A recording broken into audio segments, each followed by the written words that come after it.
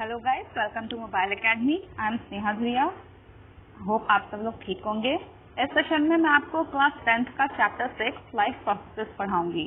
इस चैप्टर में हम पढ़ेंगे न्यूट्रिशन के टाइप, डाइजेशन, ट्रांसपोर्टेशन, रेस्पिरेशन और एक्सक्रिएशन।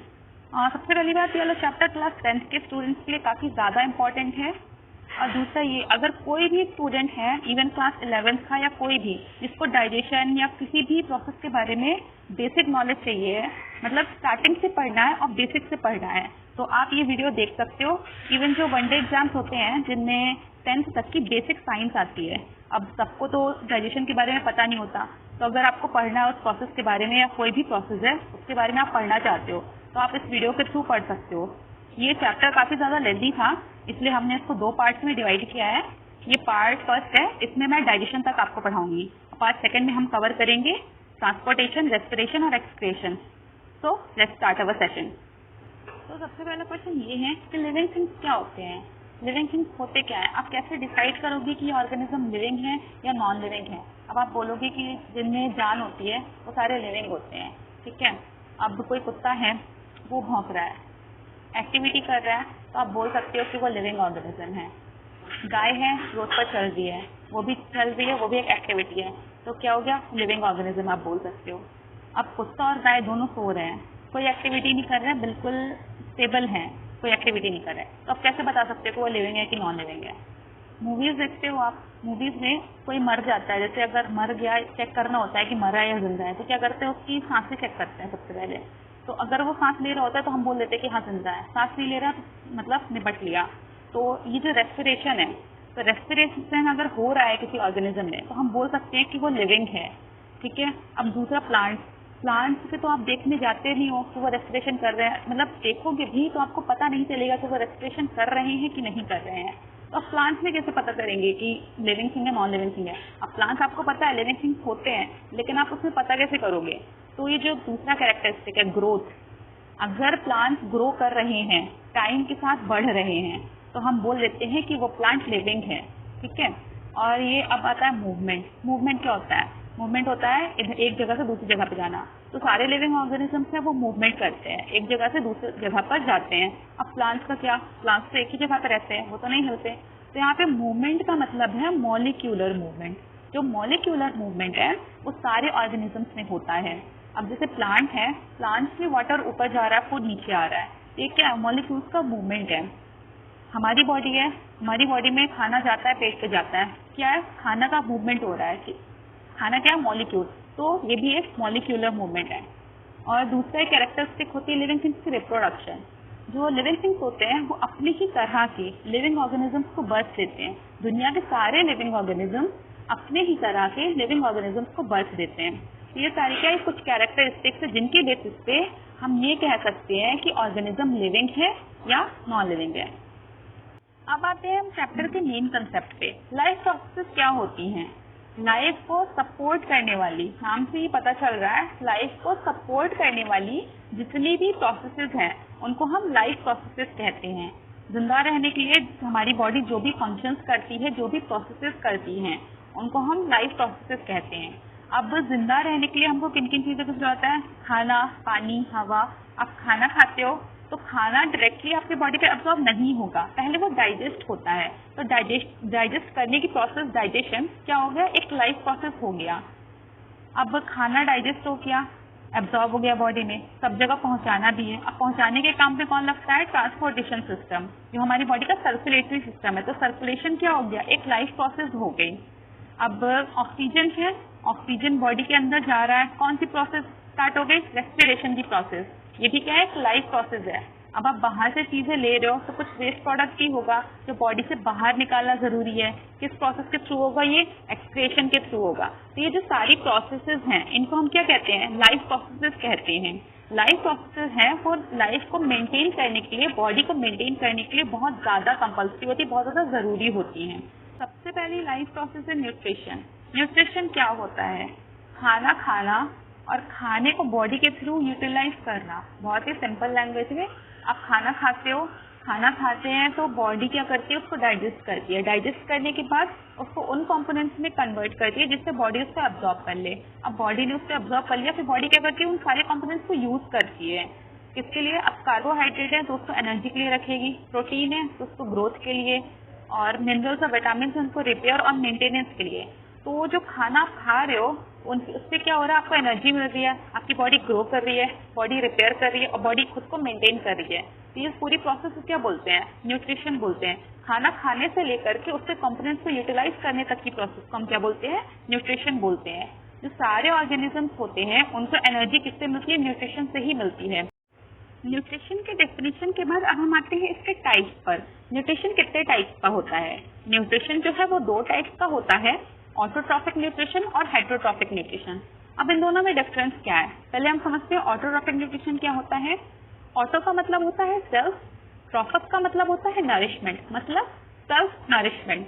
वो ऑर्गेनिज्म, वो न्यूट्रिशन जिसमें ऑर्गेनिज्म अपने आप को खुद नरिश करते हैं उसको हम बोलते हैं ऑटोट्रॉफिक न्यूट्रिशन। और उन ऑर्गेनिजम्स को बोलते हैं हम ऑटोट्रॉप्स। प्लांट्स क्या है? ऑटोट्रॉप्स है। क्यों? क्योंकि प्लांट्स अपना खाना खुद बनाते हैं। कार्बन डाइऑक्साइड और वाटर को यूज करके in the presence of sunlight and chlorophyll वो अपना खाना खुद बनाते हैं। अब हेटेरोट्रॉपिक न्यूट्रिशन क्या होता है? हेटेरो का मतलब होता है अदर्स, नरिशमेंट का ट्रॉपस का मतलब होता है नरिशमेंट। तो वो न्यूट्रिशन जिसमें ऑर्गेनिजम्स अपना खाना खुद नहीं बनाते और दूसरे ऑर्गेनिजम्स पे डिपेंड होते हैं अपने फूड के लिए, उसको हम बोलते हैं हेटेरोट्रॉफिक न्यूट्रिशन। और उन ऑर्गेनिजम्स को हम क्या नाम देते हैं? हेटेरोट्रॉप्स। अब डायग्राम में देखिए, प्लांट से प्लांट्स क्या होते हैं? ऑटोट्रॉप्स होते हैं, अपना खाना खुद बनाते हैं by using carbon dioxide, water in the presence of sunlight and chlorophyll. अब ये गोट है, गोट क्या करता है? प्लांट्स को खाता है। क्यों? क्योंकि ये अपना खाना खुद नहीं बना सकता, इसलिए ये किस पे डिपेंड है? ये ऑटोट्रॉप्स पे डिपेंडेंट है। अब कुछ ऑर्गेनिजम्स होते हैं जो प्लांट्स को डायरेक्टली नहीं खाते, वो एनिमल्स को खाते हैं, और उन एनिमल्स को खाते हैं जो अपना खाना किससे लेते हैं? प्लांट्स से लेते हैं। तो डायरेक्टली या इनडायरेक्टली हम फूड के लिए किस पे डिपेंडेंट है? प्लांट्स पे ही डिपेंडेंट है। ऑटोट्रॉफिक न्यूट्रिशन, इस प्रोसेस में ऑर्गेनिजम्स अपना खाना खुद बनाते हैं by using simpler substances present in the environment. Environment में जो भी सिंपलर सब्सटेंसेस प्रेजेंट होते हैं उनको यूज करके ऑर्गेनिज्म अपना खाना खुद बनाते हैं ऑटोट्रॉफिक न्यूट्रिशन में। जो ऑर्गेनिजम्स अपना खाना खुद बनाते हैं उनको हम क्या कहते हैं? ऑटोट्रॉप्स। क्या कहते हैं? Autotrophs. For example green plants. Green plants क्या है? ग्रीन प्लांट्स ऑटोट्रॉप्स है। क्यों? क्योंकि वो अपना खाना खुद बनाते हैं। ग्रीन प्लांट्स क्या करते हैं? कार्बन डाइऑक्साइड जो सिंपलर कंपोनेंट है और वाटर को यूज करके in the presence of sunlight and chlorophyll अपना खाना खुद बनाते हैं। तो ग्रीन प्लांट्स क्या हो गए? ऑटोट्रॉप्स हो गए। अब प्लांट्स अपना खाना बना तो रहे हैं क्योंकि वो ऑटोट्रॉप्स है तो अपना खाना खुद बना रहे हैं, बट किस प्रोसेस के थ्रू बनाते हैं? जिस प्रोसेस के थ्रू प्लांट्स अपना खाना बनाते हैं उसको हम बोलते हैं फोटोसिंथेसिस। फोटोसिंथेसिस क्या होता है? फोटोसिंथेसिस होता है the process by which plants make their own food in the presence of sunlight and chlorophyll by using simpler substances like carbon dioxide and water. Carbon dioxide और वाटर को use करके in the presence of sunlight and chlorophyll जिस process के through plants अपना खाना बनाते हैं उसको हम बोलते हैं फोटोसिंथेसिस। इसका रिएक्शन देखेंगे, 6 मॉलिक्यूल्स कार्बन डाइऑक्साइड के, 12 मॉलिक्यूल्स वाटर के। ये क्या है? इनऑर्गेनिक मटेरियल्स है जो कि एनवायरमेंट में इजीली अवेलेबल हैं। क्लोरोफिल इसके लीव्स में होता है, सनलाइट इसको सन से मिलती है। इन दोनों की प्रेजेंस में इसको ये कन्वर्ट करता है 1 मॉलिक्यूल ग्लूकोज के और 6 मॉलिक्यूल्स ऑक्सीजन के और 6 मॉलिक्यूल्स वाटर। ये क्या है? फोटोसिंथेसिस की रिएक्शन है। इसको क्या याद करना है आपको? 6 CO2 plus 12 H2O in the presence of chlorophyll and sunlight given out C6H12O6 plus 6 O2 plus 6 H2O। इस प्रोसेस में क्या प्रोड्यूस होती है? लाइव एयर प्रोड्यूस होती है, इसको हम बोलते हैं ऑक्सीजन। अब है स्टेप्स ड्यूरिंग फोटोसिंथेसिस। किन किन स्टेप्स पे होता है फोटोसिंथेसिस? सबसे पहले क्या होता है? क्लोरोफिल क्या करता है? लाइट एनर्जी को एब्जॉर्ब करता है। जो सनलाइट है उसके बिना तो फोटोसिंथेसिस होगा नहीं, तो क्लोरोफिल क्या करता है? सबसे पहले लाइट एनर्जी को एब्जॉर्ब करता है। लाइट एनर्जी को अब उसने एब्जॉर्ब कर लिया, अब क्या करेगा? लाइट एनर्जी को वो केमिकल एनर्जी में चेंज करता है। लाइट एनर्जी को डायरेक्टली वो यूटिलाइज नहीं कर सकता, इसलिए लाइट एनर्जी को केमिकल एनर्जी में चेंज करता है। तो केमिकल एनर्जी में चेंज करता है और वाटर के जो मॉलिक्यूल्स होते हैं उनको स्प्लिट कर देता है इनटू हाइड्रोजन एंड ऑक्सीजन। अब उसके बाद क्या होगा? उसके बाद कार्बन डाइऑक्साइड को रिड्यूस करेगा कार्बोहाइड्रेट। कार्बोहाइड्रेट क्या? शुगर और स्टार्च को बोलते हैं। ग्लूकोज क्या है? एक टाइप का शुगर है, एनर्जी के फॉर्म में हम उसको यूज करते हैं। इसीलिए कार्बन डाइऑक्साइड को कन्वर्ट करता है किसमें? कार्बोहाइड्रेट्स में। कार्बोहाइड्रेट क्या? ग्लूकोज है यहाँ पे। फोटोसिंथेसिस क्या होता है? प्लांट्स की लीफ से होता है। अब कौन कौन से जो ऑर्गन्स है, कौन कौन से पार्ट्स है लीफ के जो फोटोसिंथेसिस में इन्वॉल्व होते हैं? ये लीफ है, अगर आप लीफ देखोगे तो बीच में एक मोटी सी लाइन होती है जिसको हम बोलते हैं मिडरिप बोलते हैं। मिडरिप में छोटी छोटी लाइंस होती है, उनको हम वेन्स कहते हैं। उसको अगर माइक्रोस्कोप में आप देखोगे तो ऐसा कुछ व्यू आएगा। सबसे ऊपर होता है वैक्सी क्यूटिकल। वैक्सी क्यूटिकल अगर आप लीफ को देखोगे तो वो शाइनी सी दिखती है, थोड़ी चिकनी सी दिखती है। किस वजह से? वैक्सी क्यूटिकल की वजह से। इसके बाद होता है अपर एपिडर्मिस। सेल्स है, सेल्स में क्लोरोप्लास्ट प्रेजेंट है। क्लोरोप्लास्ट के अंदर होता है क्लोरोफिल। क्लोरोफिल क्या करता है? लाइट एनर्जी को एब्जॉर्ब करता है। ढेर सारे एयर स्पेसेस प्रेजेंट होते हैं सेल्स के बीच में। ये है लोअर एपिडर्मिस।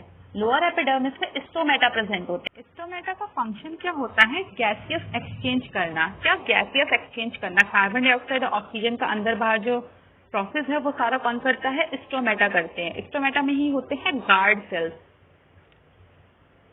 नेक्स्ट स्लाइड में बढ़ते हैं। प्लांट्स को कार्बन डाइऑक्साइड कैसे मिलते हैं? जो कार्बन डाइऑक्साइड है वो प्लांट में किसके थ्रू एंटर करती है? स्टोमेटा के थ्रू। स्टोमेटा क्या होते हैं? साइट ऑफ गैसियस एक्सचेंज होते हैं। प्लांट को फोटोसिंथेसिस के लिए जितनी भी कार्बन डाइऑक्साइड चाहिए होती है वो किससे एंटर करते हैं? स्टोमेटा से। स्टोमेटा में दो गार्ड सेल्स होते हैं, ये और ये गार्ड सेल्स है। ये बीच में स्टोमेटल पोर होता है। गार्ड सेल्स जब ओपन होते हैं तो कार्बन डाइऑक्साइड अंदर जाती है, बंद हो जाते हैं तो कार्बन डाइऑक्साइड अंदर नहीं जाती। ठीक है, जो क्लोजिंग और ओपनिंग है स्टोमेटा पोर की वो कौन कंफर्म करता है? गार्ड सेल्स कंफर्म करते हैं। जब गार्ड सेल्स में पानी फ्लो होता है तो ये फूल जाते हैं, मतलब स्वेल हो जाते हैं, तो स्टोमेटल पोर ओपन हो जाता है। जब पानी फ्लो नहीं होता तो गार्ड सेल्स श्रिंक हो जाते हैं और स्टोमेटल पोर को बंद कर देते हैं। स्टोमेटा का फंक्शन क्या होता है? जितना भी गैसियस एक्सचेंज है उसको कैरी ऑन करना प्लांट्स में। अब प्लांट्स अपना खाना खुद बना रहे हैं। एनर्जी किसके फॉर्म में स्टोर कर रहे हैं? ग्लूकोज के फॉर्म में। लेकिन ऐसे कई सारे कंपोनेंट्स होती है जिनकी जरूरत पड़ती है प्लांट्स को, जैसे कि विटामिन, मिनरल्स, क्योंकि बॉडी को मेंटेन भी करना होता है उनको, इसलिए इन सब चीजों की जरूरत पड़ती है। तो वो सारी चीजें उनको कहाँ से मिलती है? वो सारी चीजें वो सॉइल से एब्जॉर्ब करते हैं। जो रूट्स होता है वो वाटर और मिनरल्स को एब्जॉर्ब करता है, जिससे प्लांट्स को क्या मिलता है? Nitrogen, phosphorus, iron, magnesium etcetera जो भी उनको चाहिए होता है वो रूट ग्राउंड से वाटर के साथ एब्जॉर्ब कर लेते हैं, जिससे क्या होता है? उनकी बॉडी मेंटेन रहती है। इसके बाद है हमारा next type of nutrition, heterotrophic nutrition. Heterotrophic nutrition मैंने आपको बताया था, वो न्यूट्रिशन जिसमें ऑर्गेनिजम्स दूसरे ऑर्गेनिजम्स पे डिपेंड होते हैं अपने फूड के लिए, उसको हम क्या बोलते हैं? Heterotrophic nutrition. The nutrition in which organisms depend upon other organisms for their food. वो डायरेक्टली या इनडायरेक्टली ऑटोट्रॉफ पे डिपेंड होते हैं अपने फूड के लिए। हेट्रोट्रॉफिक न्यूट्रिशन को हम 3 टाइप्स में डिवाइड करते हैं, सैप्रोफिटिक, पैरासिटिक एंड होलोजॉइक। सबसे पहले हम पढ़ेंगे सैप्रोफिटिक न्यूट्रिशन क्या होता है। जो ऑर्गेनिजम्स होते हैं सैप्रोफिटिक न्यूट्रिशन करते हैं उनको हम क्या बोलते हैं? सैप्रोफाइट्स बोलते हैं। सैप्रोफाइट्स क्या करते हैं? जो डेड और डिकेइंग मैटर है, जो ऑर्गेनिक मैटर है, सड़ा गला हुआ ऑर्गेनिक मैटर है, उनको यूज करते हैं किस लिए? फूड के लिए। उनको कन्वर्ट करते हैं फूड में और डायरेक्टली बॉडी में एब्जॉर्ब करते हैं। इसके एग्जांपल्स होते हैं fungi and bacteria. Next type है पैरासिटिक न्यूट्रिशन। पैरासिटिक न्यूट्रिशन में क्या होता है? जो ऑर्गेनिजम्स होते हैं उनको पैरासाइट्स बोलते हैं। पैरासाइट्स क्या करते हैं?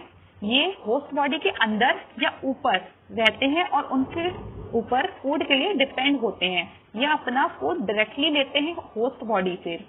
इसके एग्जांपल्स हैं टेपवर्म, लाइस, लीच, ये सब क्या है? पैरासाइट्स हैं। इनको हम क्या बोलते हैं? पैरासाइट्स। और जो न्यूट्रिशन होता है इनमें वो होता है पैरासिटिक न्यूट्रिशन। जो पैरासाइट्स होते हैं जैसे कि लाइस हो गया, जू हो गई, ह्यूमन बींग्स के सर पे रहती है, तो वो क्या करती है? खून चूसती है, जिससे उसको क्या मिलता है? न्यूट्रिशन मिलता है। तो ये कौन सा न्यूट्रिशन है? Parasitic nutrition. और जू क्या हो गई? पैरासाइट। इसके बाद है होलोजॉइक न्यूट्रिशन। होलोजॉइक न्यूट्रिशन होता है जिसमें ऑर्गेनिज्म फूड को एज अ होल लेते हैं और उनको कई स्टेप्स में डाइजेस्ट करके उसको एब्जॉर्ब करते हैं। फूड को होल लेते हैं, एज अ होल लेते हैं और कई स्टेप्स में डाइजेस्ट करके बॉडी के थ्रू उसको एब्जॉर्ब करते हैं। इसका एग्जांपल है ह्यूमन बींग्स और अमीबा। ह्यूमन बींग्स में जो न्यूट्रिशन है वो होलोजोइक न्यूट्रिशन होता है। अब हम पढ़ेंगे न्यूट्रिशन इन अमीबा। अमीबा में अभी अभी मैंने आपको बताया होलोजोइक न्यूट्रिशन होता है। क्यों? क्योंकि फूड को एज अ होल लेता है और कई स्टेप्स में डाइजेस्ट करने के बाद उस फूड को एब्जॉर्ब करता है। अमीबा में फिंगर लाइक एक्सटेंशन होते हैं जिनको हम स्यूडोपोडिया कहते हैं।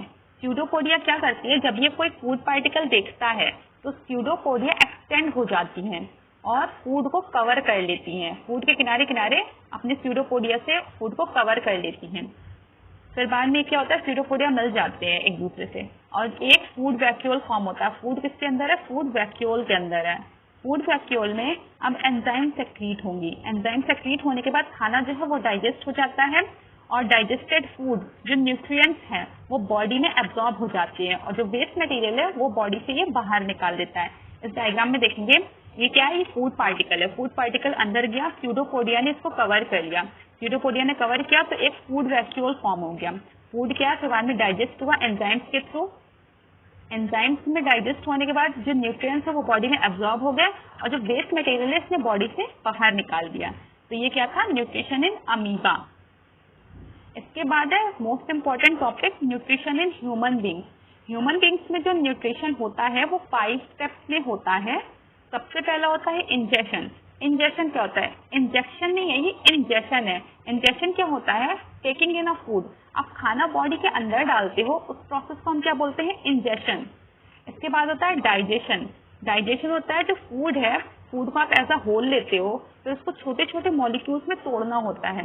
ये किस प्रोसेस के अंदर आता है? डाइजेशन के अंदर आता है। इसके बाद है एब्जॉर्प्शन। जो न्यूट्रिएंट्स आपको फूड से मिले, जो फूड मटेरियल आपने बॉडी ने ब्रीक किया तो उससे जो न्यूट्रिएंट्स है उसको बॉडी क्या करती है? एब्जॉर्ब करती है। इस प्रोसेस को बोलते हैं एब्जॉर्प्शन।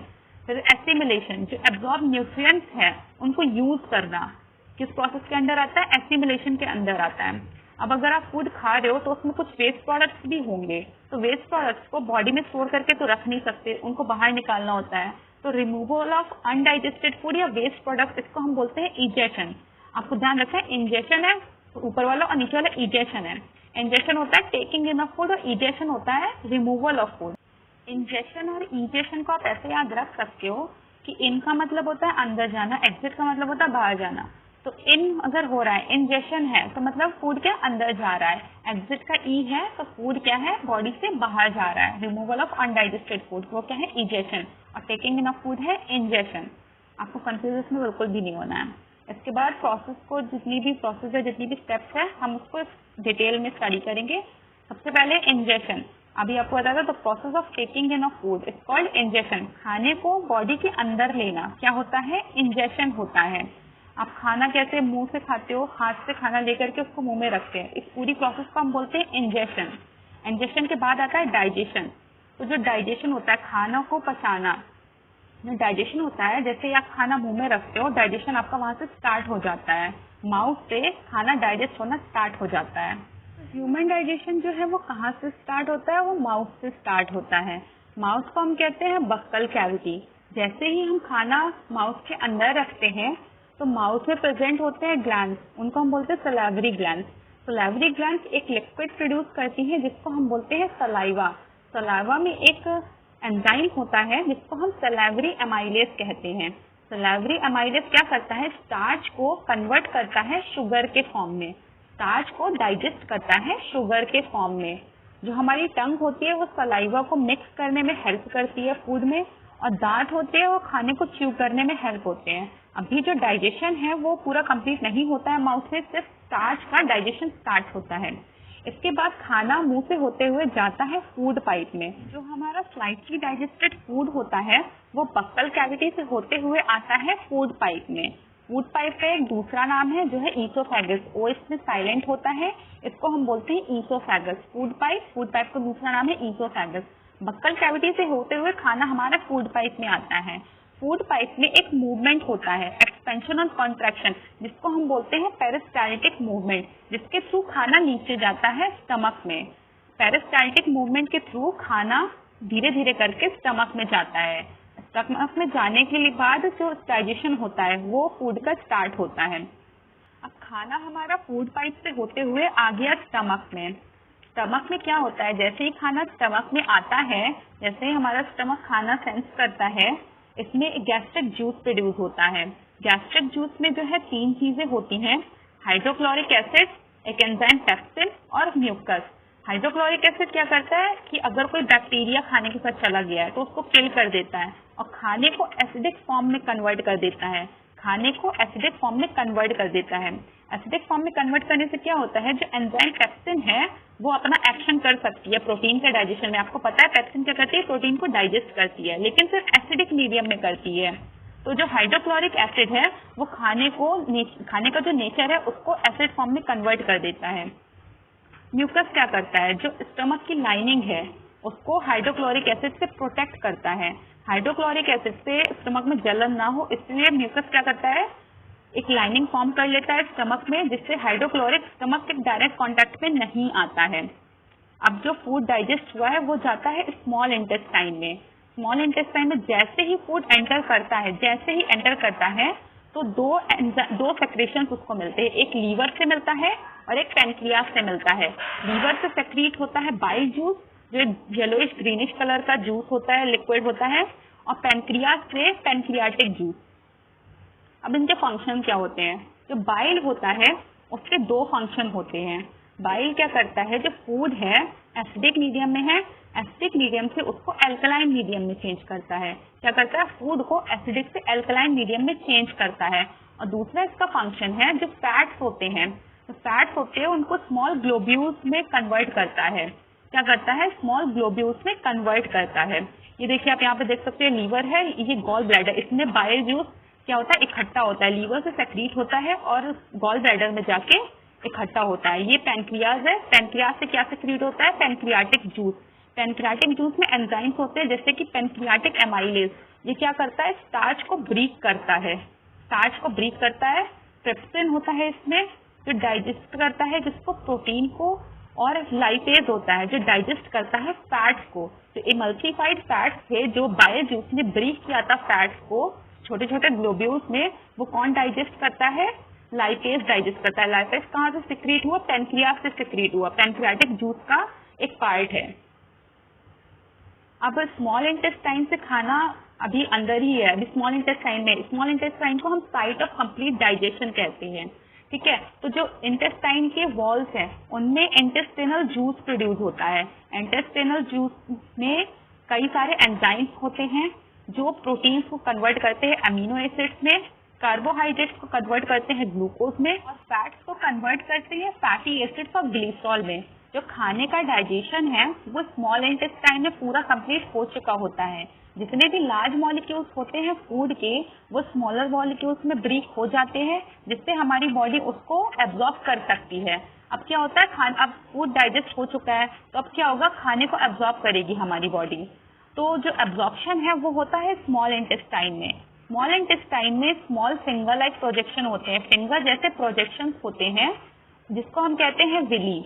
विली क्या करते हैं, खाने को एब्जॉर्ब करते हैं। विली जो है वो ब्लड वेसल से कनेक्टेड होती है, खाने को एब्जॉर्ब करके डायरेक्टली ब्लड में पहुंचा देती है। जो विली होते हैं वो सरफेस एरिया बढ़ाती है स्मॉल इंटेस्टाइन का, जिससे जो खाना है वो जल्दी जल्दी एब्जॉर्ब होता है और विली से डायरेक्टली उसको ब्लड वेसल्स में पहुंचा देती है। जो एब्जॉर्ब फूड होता है वो अब स्मॉल इंटेस्टाइन से कहा जाएगा लार्ज इंटेस्टाइन में। अब जो हमारा खाना है वो क्या है, स्मॉल इंटेस्टाइन से लार्ज इंटेस्टाइन में चला गया, और जो हमारा डाइजेस्टेड फूड है वो स्मॉल इंटेस्टाइन से एब्जॉर्ब होगी ब्लड वेसल्स में पहुंच गए। कहाँ पहुंच गए, ब्लड वेसल्स में पहुंच गए। अब इसके बाद दूसरा प्रोसेस स्टार्ट होता है एसिमिलेशन का। ये चौथा स्टेप है। एसिमिलेशन होता है जो डाइजेस्टेड फूड होता है उसको यूटिलाइज करना, उसको बॉडी पार्ट्स में पहुंचाना। तो जो ब्लड होता है वो डाइजेस्टेड और डिजॉल्व फूड को हमारे सारे बॉडी पार्ट्स में पहुंचाता है। इस प्रोसेस को हम कहते हैं एसिमिलेशन। जो डाइजेस्टेड फूड होता है फिर बॉडी क्या करती है, वो डाइजेस्टेड फूड को यूज कर सकती है किसी भी काम के लिए। इसके बाद जो प्रोसेस होता है उसको हम बोलते हैं इजेशन। अब हमारा फूड कहाँ था, स्मॉल इंटेस्टाइन से लार्ज इंटेस्टाइन में एंटर कर चुका था, ठीक है। स्मॉल इंटेस्टाइन से कहाँ गया था, लार्ज इंटेस्टाइन में। लार्ज इंटेस्टाइन में क्या होता है, फूड में जो भी वाटर होता है, जो भी वाटर बचा हुआ होता है, लार्ज इंटेस्टाइन उसको एब्जॉर्ब कर लेता है। स्मॉल इंटेस्टाइन की तरह लार्ज इंटेस्टाइन में भी फिंगर लाइक प्रोजेक्शंस होते हैं जिनको हम विली कहते हैं। विली क्या करता है, वाटर को एब्जॉर्ब कर लेता है, मतलब कुछ भी नहीं छोड़ता, उसमें सब कुछ एब्जॉर्ब कर लेंगे, वाटर को एब्जॉर्ब कर लेता है। तो धीरे धीरे करके जो वेस्ट मटेरियल होता है वो यहाँ पे आके रेक्टम में इकट्ठा हो जाता है। रेक्टम में इकट्ठा होने के बाद वो एनस से बॉडी के बाहर आ जाता है। इस प्रोसेस को हम बोलते हैं इजेशन। जो वेस्ट मटेरियल के बाहर निकलने की प्रोसेस है उसको कंट्रोल करता है anal sphincter. Nutrition in human beings के बाद एक बार और हम इस प्रोसेस को रिवाइज करेंगे। आपने खाना खाया कहाँ से, बक्कल कैविटी से। बक्कल कैविटी से हम क्या करते हैं, फूड लेते हैं। बक्कल कैविटी में एक ग्लैंड प्रेजेंट होता है, कौन सा, सलाइवरी ग्लैंड। जैसे ही हम खाना अंदर लेते हैं सलाइवरी ग्लैंड एक लिक्विड प्रोड्यूस करता है जिसको हम बोलते हैं सलाइवा। सलाइवा में एक एंजाइम होता है जिसको बोलते हैं सलाइवरी एमाइलेज। सलाइवरी एमाइलेज क्या करता है, स्टार्च को शुगर के फॉर्म में कन्वर्ट करता है। मुंह से होने के बाद खाना हमारा जाता है फूड पाइप में। फूड पाइप का एक दूसरा नाम है ईसोफेगस। फूड पाइप से एक्सपेंशन और कॉन्ट्रैक्शन के मूवमेंट से होते हुए खाना हमारा जाता है स्टमक में। स्टमक में आने के बाद स्टमक से एक लिक्विड सेक्रीट होता है जिसको हम बोलते हैं गैस्ट्रिक जूस। गैस्ट्रिक जूस में 3 चीजें होती हैं, हाइड्रोक्लोरिक एसिड, पेप्सिन और म्यूकस। हाइड्रोक्लोरिक एसिड क्या करता है, खाने को एसिडिक फॉर्म में चेंज करता है, बैक्टीरिया को किल करता है और खाने को एसिडिक फॉर्म में चेंज करता है। खाने को एसिडिक फॉर्म में चेंज कर देता है जिससे क्या होता है, पेप्सिन जो एंजाइम है वो प्रोटीन का डाइजेशन स्टार्ट कर देता है। म्यूकस का क्या करता है, म्यूकस स्टमक की लाइनिंग को हाइड्रोक्लोरिक एसिड से सेफ रखता है, उसको बचाता है।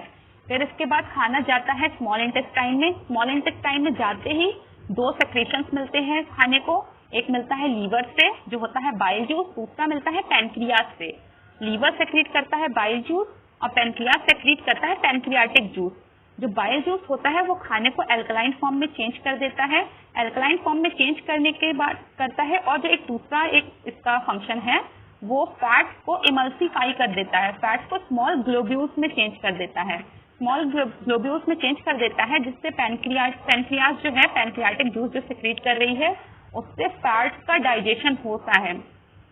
इसके बाद हमारा खाना स्मॉल इंटेस्टाइन में जाता है। स्मॉल इंटेस्टाइन में एक लिक्विड सेक्रेट होता है इंटेस्टिनल जूस। इंटेस्टिनल जूस क्या करता है, उसमें एंजाइम्स होते हैं, तो जो कार्बोहाइड्रेट होता है उसको शुगर में, प्रोटीन्स को अमीनो एसिड्स में और फैट्स को फैटी एसिड्स और ग्लिसरॉल्स में कम्प्लीटली डाइजेस्ट कर देता है।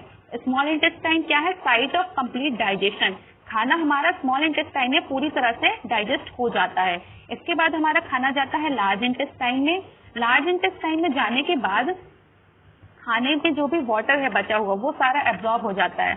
जो हमारे न्यूट्रिएंट्स है वो यहाँ पे स्मॉल इंटेस्टाइन में एब्जॉर्ब हो गए और जो वेस्ट प्रोडक्ट अब बचा है वो जाता है लार्ज इंटेस्टाइन में। लार्ज इंटेस्टाइन में जितना भी बचा हुआ वाटर है वो पूरा एब्जॉर्ब हो जाता है और वेस्ट प्रोडक्ट यहाँ रेक्टम में आके स्टोर हो जाते हैं जो कि एनस से होते हुए बॉडी से बाहर हो जाते हैं। ये तो हमारा ह्यूमन डाइजेशन पूरा कंप्लीट। इसी के साथ पार्ट 1 हमारा लाइफ प्रोसेसेस खत्म होता है।